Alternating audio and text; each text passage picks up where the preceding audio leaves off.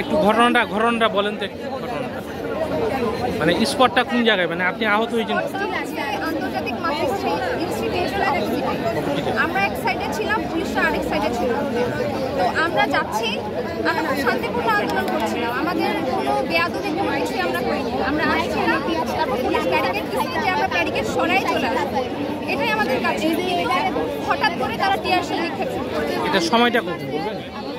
সময়টা আমাদের মিছিল যখন এখানে চলে আসছে, যে টাইমটাতে সেই টাইমে এসে আমাদের মানে 3-4টা করে আমাদের মাঝখানে টিয়ারশেল মারছে। কতজন আহত হয়েছে? অনেকজন, আমাদের অনেকে 10-12 জন পিজিতে আছে, তারপরে ধামেকেও আছে 20-30 জন।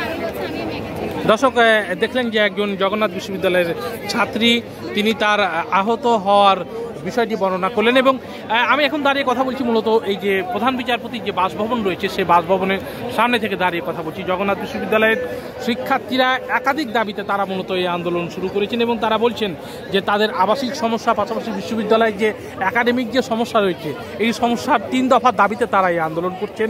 যতক্ষণ পর্যন্ত তাদের এই আন্দোলন, যতক্ষণ পর্যন্ত তাদের এই যৌক্তিক দাবি না মানা হবে, ততক্ষণ পর্যন্ত তারা এই আন্দোলন চালিয়ে যাবেন বলে তারা জানিয়েছেন।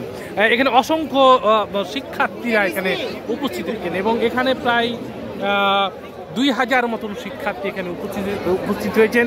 শিক্ষার্থীরা বলছেন প্রায় এখানে জগন্নাথ বিশ্ববিদ্যালয়ের অধিকাংশ শিক্ষার্থী এখানে তাদের আবাসিক দাবি দাওয়া নিয়ে এখানে হাজির হয়েছেন এবং তারা বলছেন যে তাদের দাবি অবিলম্বে মেনে নেওয়ার তারা আহ্বান জানিয়েছেন। এবং দেখতে পাচ্ছেন যে প্রধান বিচারপতির যে সামনে যে ব্যারিকেড রয়েছে, সেই ব্যারিকেডের সামনে তারা অবস্থান করছেন এবং এই ব্যারিকেডের সামনে তারা করছেন। আপনারা এখানে কেন অবস্থান করছেন একটু বলেন তো, 2 মিনিট বলবেন? আমাদের এখানে অবস্থানের মূল লক্ষ্য হচ্ছে যে আমাদের উপর যে বৈষম্যটা চলছে, সেটা উপরে যেন আমাদের অধিকারগুলো আদায় করা।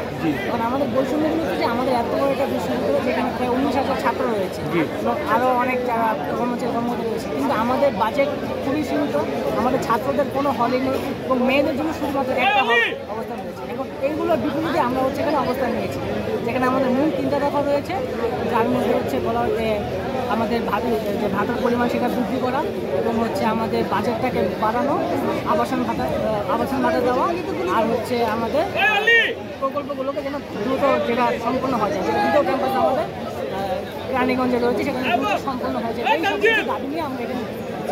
আচ্ছা, তো আপনারা কয়টার দিকে আসছিলেন এখানে? আমরা এখানে রওনা হয়েছিলাম 11:30-12টার দিকে। আমাদের এখানে আসতে আসতে একটার আগে আমরা চলে এসেছি।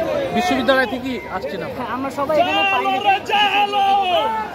তো এটা বিশ্ববিদ্যালয় থেকে কয়টার দিকে রওনা দিয়েছিলেন? এখানে কি বিশ্ববিদ্যালয়ের অধিকাংশ ছাত্ররাই উপস্থিত আছেন?